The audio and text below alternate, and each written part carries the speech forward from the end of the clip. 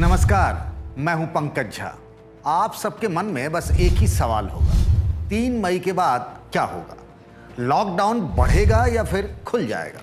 आप सबकी अलग अलग राय होगी, लेकिन सरकार का फैसला तो फैक्ट पर होगा, जो देश के लिए जरूरी होगा।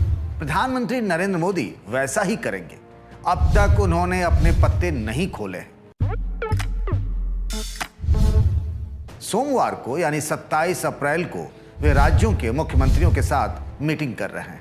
उस दिन शायद तस्वीर कुछ साफ हो। पिछली बार जब उन्होंने ऐसी ही बैठक की थी तो दिल्ली के सीएम अरविंद केजरीवाल ने पर्दा हटा दिया था।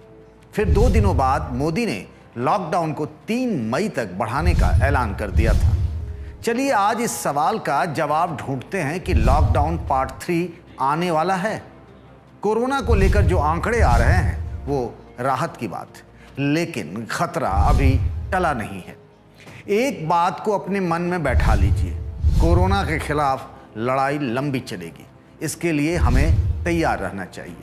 छोटी सी चूक से सब गड़बड़ हो सकता है। पहले तो आप ये जान लीजिए कि कोरोना से बचने के लिए लॉकडाउन बेहद ज़रूरी है या नहीं।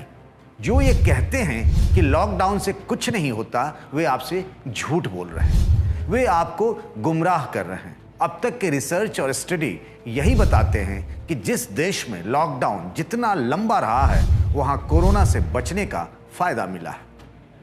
इटली तबाह हो चुका है। वहां 57 दिनों का लॉकडाउन था तो रिकवरी रेट 29% रहा।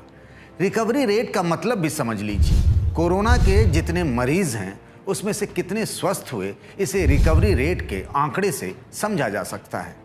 चीन के वुहान में सबसे लंबा यानी 77 दिनों का लॉकडाउन रहा।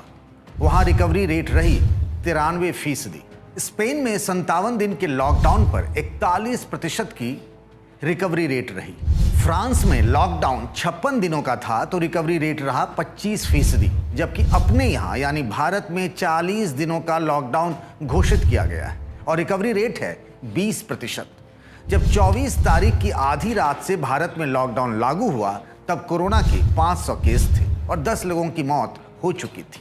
ठीक 1 महीने बाद अब जब 24,000 केस हो चुके हैं, जबकि करीब 750 लोगों की जान जा चुकी है, धीरे धीरे बड़े शहरों और महानगरों से निकलकर वायरस अब देश के कस्बों और छोटे छोटे शहरों तक पहुंचने लगा। ये ट्रेंड खतरनाक है। थोड़ी सी छूट मिलते ही लोग बाजार पहुंच जाते हैं, मंडी में मेला लग जाता है। ऐसे में बिना लॉकडाउन के तो खुला खेल फर्रुखाबादी वाला मामला हो जाएगा।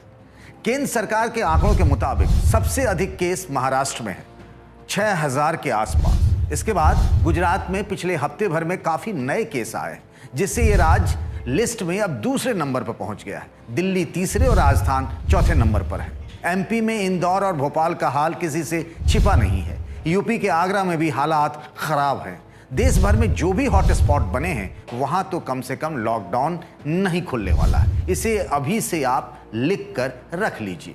बार बार ये कहा जाता है कि भारत में टेस्ट बहुत कम हो रहे हैं, इसलिए नए केस बढ़ने के रेट दूसरे देशों के मुकाबले कम दिख रहे हैं। केंद्र सरकार ऐसा नहीं मानती है।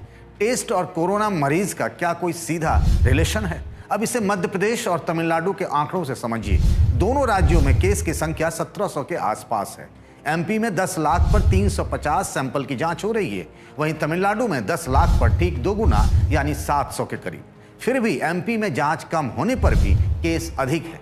ये कहा जा रहा है कि भारत में कोरोना मरीजों की संख्या अब 10 दिनों में डबल यानी दोगुनी हो रही है। पहले 4 दिनों में ही ऐसा हो